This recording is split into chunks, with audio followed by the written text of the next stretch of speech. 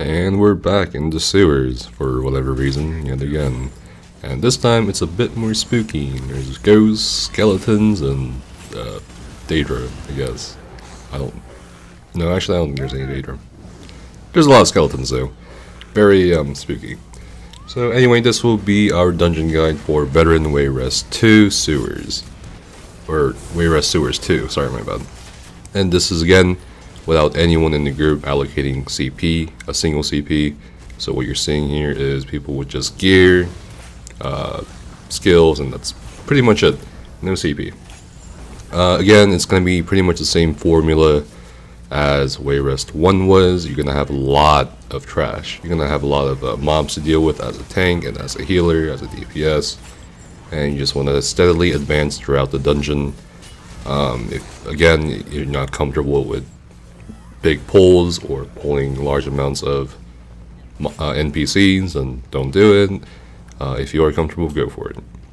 Here, we're back, if you guys care about the lore, in the sewers looking for Master Pelangir, who is the father of the two siblings we killed in Wayrest 1. So there's going to be a bit of RPing going on with these two NPCs who are under the employ of the Pelangir family. They're just looking for the guy.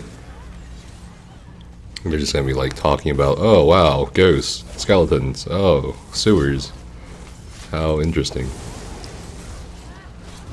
Not sure how we're touching the ghosts with weapons, but never actually thought about that. So again, we're just going to be listening to these guys talk, and then this door will automatically open to the next area, and the next area will have one trash pull before the actual first boss of this dungeon. Here we have a skeletal colossus, bit of a meaty trash. It's considered an elite ad, I guess. Basically, just cleave down all the smaller ads and focus the skeletal colossus, and you're pretty much good to go. Don't point it towards, don't point it towards the, don't point it towards the group or anything like that. And it's gonna sometimes summon 3 skeleton ends if it lives for too long, but that's about it. And here's the first boss of Veteran Wayrest 2. And this is the titular boss for the monster set that comes from this dungeon, Malabeth the Scourger. So this is your basic harvester without the orbs. Usually most harvesters, when they are attacked and engage you, they stun one person in midair and just summon these orbs that heal them when they touch them. Malabeth here, she just summons AoEs that you just stay out of, and she does a mechanic with what you just saw. She takes one player at random, could be the tank, could be the healer, could be the DPS, and turns ethereal. So you can't damage her, you can't really do anything. You can heal the person being pinned by her and being drained of their life essence, but ultimately to DPS her, you want to go to both altars and just use them both, and she'll become solid again and let go of the person. And that's pretty much it. The lower DPS you have, the longer the fight goes, obviously, and the longer the fight goes, there's more AoEs like that you just saw. It's okay to stand in one for a little bit, or even 2, even without CP, but I don't recommend standing in forever, because it does hurt quite a bit over time. Again, pretty much the same kind of trash placements we see from Wayrest 1, just instead of skeevers and crocodiles and Pelangir thugs, we have skeletons. And here's another colossus. And lots of zombies. Well, that's a nice touch to the sewers. Good thing we don't have any sewage treatment yet in Tamriel. I don't think I'd be comfortable drinking recycled water in Stormhaven. But anyway, you just want to kill this trash, and kind of like Wayrest 1, you kind of have this side boss that no one really does anymore, unless you want to go for the no death speed achievements. But we're going to do it anyway. This boss is basically a bone colossus, just a much bigger one, as you can see from the size of his bones. So, this Bone Colossus boss doesn't really do much. He just does the exact same thing as other Bone Colossi do. Except he does spawn these 3 skeleton ants that kinda just buff his resistance a bit slightly. It doesn't really up his damage or anything. They're just kinda like feeding him his life force. But they just die pretty easily and eventually just blow up on their own anyway. And you just kind of keep DPSing. And that's it. Not very difficult, very easy. He does get a shield though, so that might take a bit of time to chip at since you cannot crit on shields in ESO. Alright, and we have our old familiar friend back, the really annoying boss that spins around and fears you. With this guy, you don't want to take him at the top of the stairs or on the stairs, because when he fears you, you guys are going to leave a trail of fire behind you the more you walk. So if you break free instantaneously, you only leave maybe 1 spot of fire, like how I did. If you don't have stamina to break free, you just keep walking, leaving more trails of fire, like the healer just did, all the way in the back. You see a huge trail of fire. And ideally you want to kill him before the room fills with fire. And as you can see, the fire does hurt quite a bit. Just look at those health bars just drop, especially on the DPS on me. But yeah, there you go. And here we are with the next boss of Wayrest, the door. So this door is, again, as of August 6, 2018, still bugged. Even after you kill everything, the bosses, the mobs, even if you don't skip trash, you're still somehow stuck in combat. You cannot interact with this door until you're removed from combat. The only way to handle this right now, if you're having issues with this, is crouch and hopefully go into stealth and get out of combat like that. But other than that, there's not much else you can do. So you just kind of have to wait at this door. So the next boss is not gonna be one of the siblings from Wayrest 1. It's gonna be Garen. You know, I honestly don't remember which boss he was from Wayrest 1, but whatever. He's a lich now. Ooh.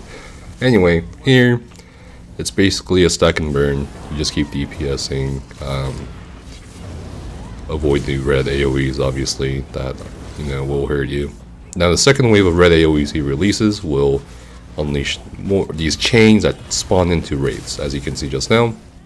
And if you're the tank, try to stack them. If not, it's whatever. Just at least taunt 2 out of 4 of them, or even just 1 would help, because they can fuck up a DPS if you guys don't really have the CP. Now, here he starts draining everyone of their life essence. He ports away. He always does that. He always ports to the exact same location unless you kill him before he does that. As a healer, you want to keep up healing springs. As a tank, you want to keep up igneous shield or whatever other kind of mitigation that helps the group. But other than that, if you're the DPS, just keep DPSing. The quicker, the better. And here we are. More zombies, more ghosts, more skeletons. Eventually I'm going to have to come up with something else that's a bit more spooky. maybe, buff the appearance of ghosts, because the ghosts don't really look that scary.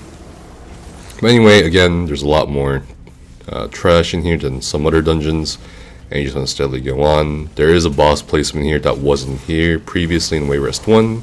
It's called the Forgotten One. It's a ghost, and it only does 1 serious life-threatening ability. It just kind of draws back and sends out an ice wave, as you'll see soon. Other than that, I don't know where this boss comes from, lore-wise. Maybe that's why it's called the Forgotten One. But yeah, you just want to stack everything on it. And if you're the tank, don't face it towards the group, otherwise it does that. See how much damage it did to me. If that hit the group, probably 1 or 2 people would have died. So always never point a boss towards a group. It's a really good habit to have, especially when you start doing harder content in 4-man dungeons or even trials. So definitely keep that in mind. And again, if you're the DPS, stay behind the boss. More zombies. And more zombies and stuff and spooky things. Again, there's a lot of trash here. There's gonna be quite a big trash pool after this corridor. But again, just calm and steady wins the race.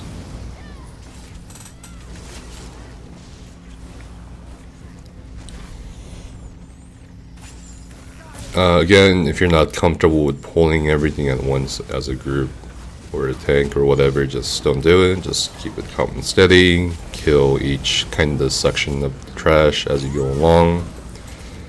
And as things start to die, you can advance.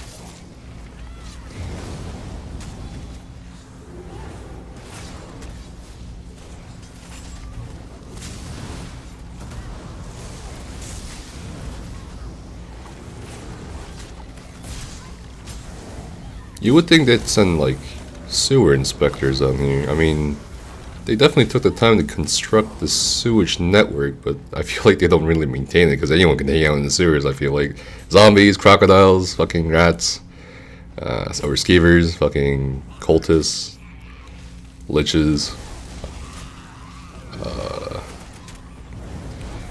I don't know where my tax dollars are going to in the game, but it's definitely not towards the maintenance of the sewage system in Wayrest. Alright, and we got more zombies. Don't let them bite, obviously. You've probably been bitten, to be honest, as a player by zombies quite a few times. That'd be interesting, a zombie skill line. Kind of like the werewolf and vampire skill line. Alright, so here's the hard mode for this. So the only thing you have to do for the hard mode is pull those zombies to the right side in the cavern as you start to fight, and kill those zombies as you engage the boss. And that's it. Once you kill the boss, you'll get the hard mode. Obviously, don't pull it too early before they spawn, or don't kill all the zombies before they spawn either. Alright, and the archer boss, the sister, will always kind of just go to this exact same spot every single time. Doesn't matter where you point her or whatever, she just dodges there. And here are the zombies, just melt them down the AoEs. And if you're the DPS and the tank, try to prioritize your damage and debuffs on the archer boss, not the two-hander. Because if the archer boss dies before the two-hander does, she won't be able to send you into the nightmare phase, which she did in Wayrest 1. So if you kill her before the two-hander, she won't do this, or rather she can't do this. And the two-hander will just basically kind of just be there. It's a bit easier to prioritize the archer, and faster, obviously, than to deal with this mechanic one or two times and then kill her and then kill the two-hander. But that's about it. Just be careful to not get caught in the boss's kiln over there. They do get these blue shields around them that gives them a bit more mitigation against our attacks. However, even if they do have the blue shield on them, no need to worry, you can still DPS them. And that's about it. And that's the fight, that's the hard move, and that's the dungeon. Everything changes.